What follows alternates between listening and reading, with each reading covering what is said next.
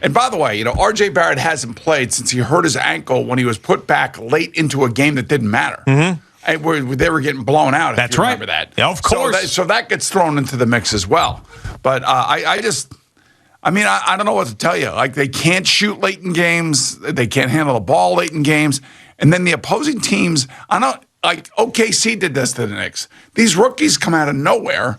Like Cam Thomas comes out of nowhere last night and all of a sudden goes off in the fourth quarter late in the game. And you're like, what, is anybody covering him? I'll tell you why, because he cares more. He's got something to play for. So the Knicks, who are going to go on the All-Star break now, this is their last game before the break, are up 28 and decided to put the feet up and mail it in. That's what happened. They're like, they saw the horizon. They saw the break on the horizon. And it ended up being a feet up day for them. And then that's exactly what happened. Then Cam Thomas is a guy who's got some pride. And of course, he does what he does in the fourth quarter to the Knicks. So, I mean, it's a joke. Here's what happened. They're a joke. Last year, towards the end of the season for the New York Rangers, they had played all the bad teams and they had gotten themselves into a playoff position. And I'll never forget, I go to a Garden game, and there weren't many people at the Garden last year at all.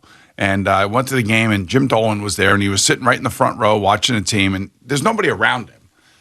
Because there was nobody at the Garden. There's just a handful of people allowed in the Garden to watch these games. So, and we had just lost to the Philadelphia Flyers.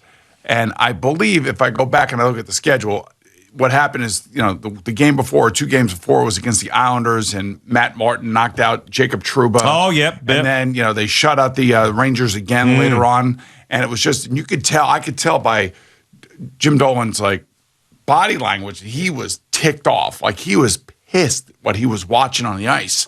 And I knew something was going to happen. I felt like somebody's getting fired, whether the coach is getting fired. I didn't necessarily know that they would clean house entirely, president, GM, and coach. And they did. He wiped everybody out. That's right. That kind of performance on the ice is totally unacceptable for what we are trying to do here, what we are trying to build here. Now, most of the time, he stays out of hockey situations. Maybe it's why the Rangers have had a modicum of success over the years. But you feel like that happened last night at the Garden? Like last night. If Jim Dolan, I don't know if he was at the game last night. I'm thinking if he's at that game last night and he's watching Kevin Durant do his thing with the fans, and if I were Kevin Durant, I'd be doing the same thing. Sure, why not? I'm sure that the fans were all over him. Why not, Claude? Right, exactly. Should be calling him out. So anyway, I'm thinking to myself, now, it's not Thibodeau. I really don't think, it's not the coach. I mean, he's got to be in the conversation. No, but the point is, it's the people who build the team. Yeah. The people who make the decisions to bring a Fournier and a Kemba Walker here. But he got the best out of everybody last year, and then this year it's like a semblance of themselves. But what did they do? They added Fournier and Kemba Walker. And what did that do? Now, I know that having Derrick Rose hurt really has hurt this basketball team significantly, especially late in games. Well, it definitely exposed them to as who they really are. They haven't Quickly was playing great in the fourth quarter last night.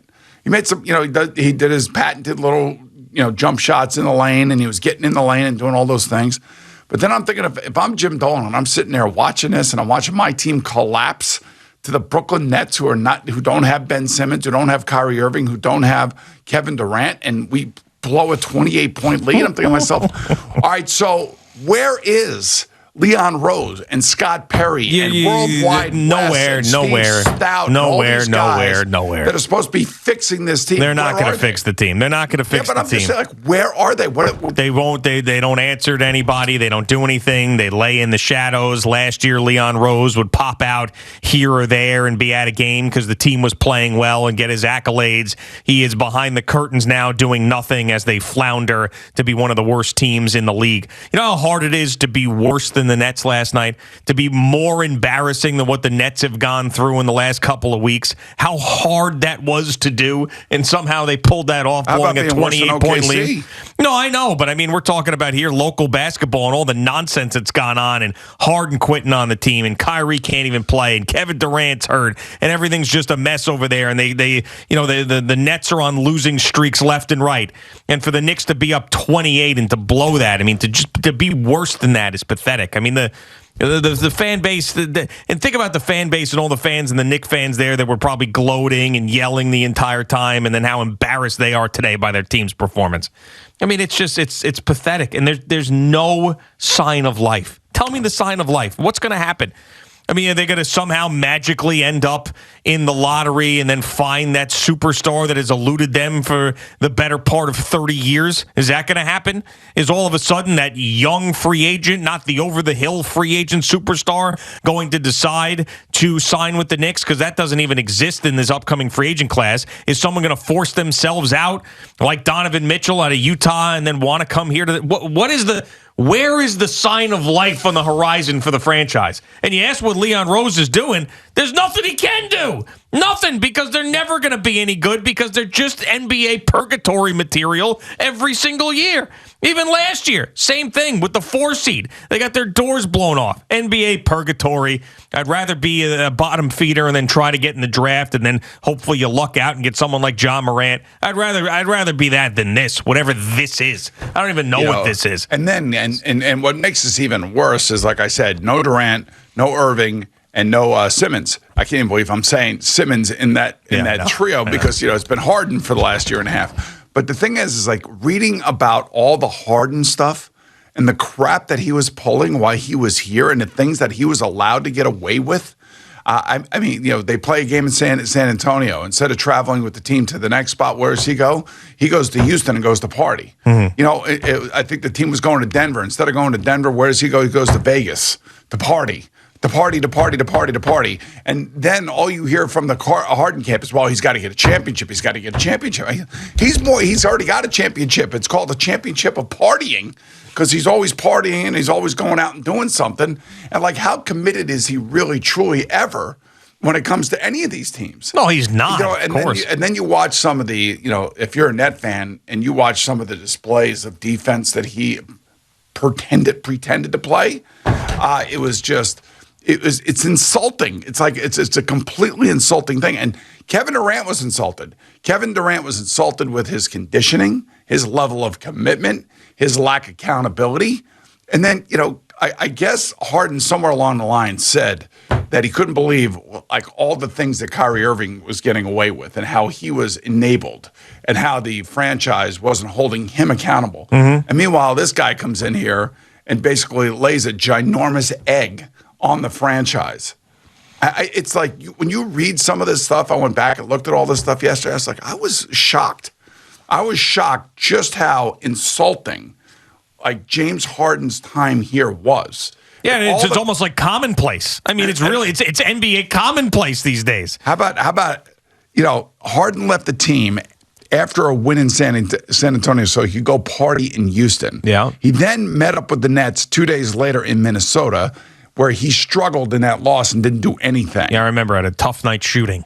Harden was scratched from a few games when he was on the court. The effort was minimal and never more than his final game with Brooklyn.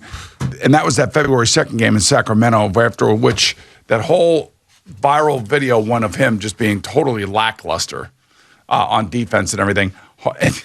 When they flew to Denver, he then went to Vegas. Mm-hmm. I mean, like, what the hell is he thinking about?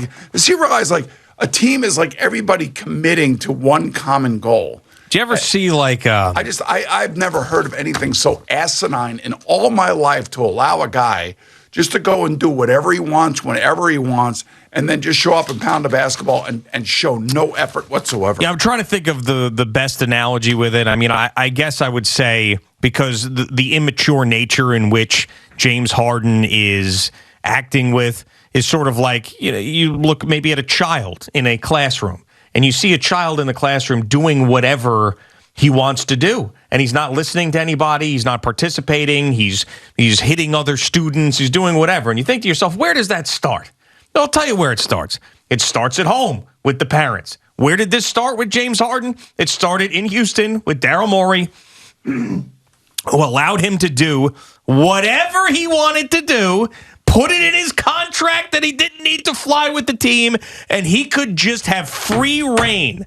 And then when he got to Brooklyn and things were a little bit different, he started to take a little bit of piece of here, take a piece there, and try to get everything he wanted back like he had in Houston. And then all of a sudden, shockingly, who does he end up back with? Daryl Morey, because Daryl Morey's going to let him do whatever the hell he wants. So any Sixer fan out there that's so excited about James Harden being a member of the Sixers, the only reason James Harden wanted to get there was because he could do whatever the hell he wants with no punishment. You think he really cares about winning a championship? The guy makes over $50 million or more a year with endorsements, can fly around the country, not travel with the team, party any night he wants. Doesn't matter. He doesn't care about winning a championship. That doesn't mean a damn thing to him. The only thing he wanted was Daryl Morey. That's it. He wanted his daddy. That's what it was. The guy who allowed him to do whatever he wanted. It's unbelievable. And the excuses and you know, the fact that, you know, he came here to Brooklyn and because Kevin Durant got hurt and Kyrie Irving couldn't play, the vaccine status and all that stuff, it was too hard on him. He had to do too much of the lifting. You know, it is just such an insult to anybody who's ever played a team sport. Realizing, yeah, okay, there are superstars and superstars do get treated differently, and I understand all of that, but he has taken this to a level of absurdity to the point where now, even in his camp, now it's all about him winning a championship because, you know, his career is coming towards an end. How much money, money are the Philadelphia 76ers going to dump into his bank account over the next 5 years? Right, and you know what? He's every bit of that I know he earned with his talent. He does not care about winning a championship. Why would you pay a guy like that? Doesn't mean a thing to him. Why would you pay a guy like that? Well, you know, why would anybody put up with that crap?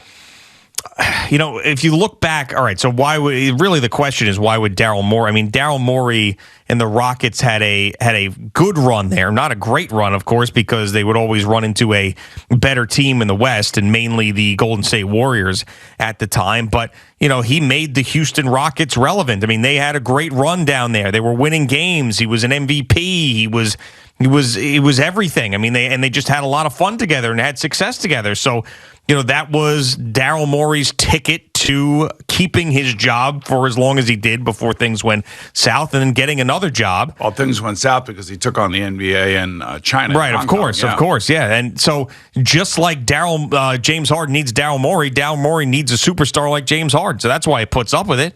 But, I mean, it's just the extreme example of putting up with that type of nonsense because the talent level is where it is. Yeah, but, you know, is the privilege, I would think, of playing in the NBA and making $45 million a year would mean that you would actually have to show up and show some effort for the people that are buying your tickets, your jerseys, supporting you, supporting your team. I mean, like, that's the thing that really completely lost sense of reality. The league has completely lost any sense of reality when you're in that upper echelon. When you are the $45 million a year player, it's just you completely lost. But Kevin Durant wants to play. I've never heard anything negative around Kevin Durant in regards to anything like this. Yeah. And when Kevin is healthy, he wants to play. Sure. Again, LeBron wants to play. I understand. You know, there are guys that, Giannis wants to play. I also think that, LeBron also wanted to go out to L.A. towards the end of his career because he wanted to make movies and stuff. But I would say, if there's a guy that, deserves to do what he wants, I would say it would be LeBron. Oh, yeah, all the championships. He is a worldwide, global superstar on the NBA basketball court. Mm-hmm. And, he's won championships. He's moved around. He went back to Cleveland to win a championship. When you think about what he's done in all three different spots, so they're struggling this year, whatever. But I don't have a problem with that because when he's playing, he doesn't dog it. And I'm like, what I didn't like about a little bit earlier in his career, maybe it was towards the middle of his career, is where they would sit him down when they were going on the road because people in that city were buying tickets specifically to watch him play, and then he would be getting that night off thing. Right, the whole load management stuff. That's the stuff I didn't like, but I don't necessarily know that was really him as much as it was, the league and the way the league was trying to protect some of its superstars, from playing 82 games and all this other stuff. But I don't know. This James Harden thing is just so insulting We're all insulted. I'm insulted by the Knicks' performance. I'm insulted by James Harden. I'm insulted by all of it. We're just sitting here getting insulted by New York basketball. Thank you for watching. Please like, comment, and subscribe. And don't forget to hit the red bell so you're notified when we have new content.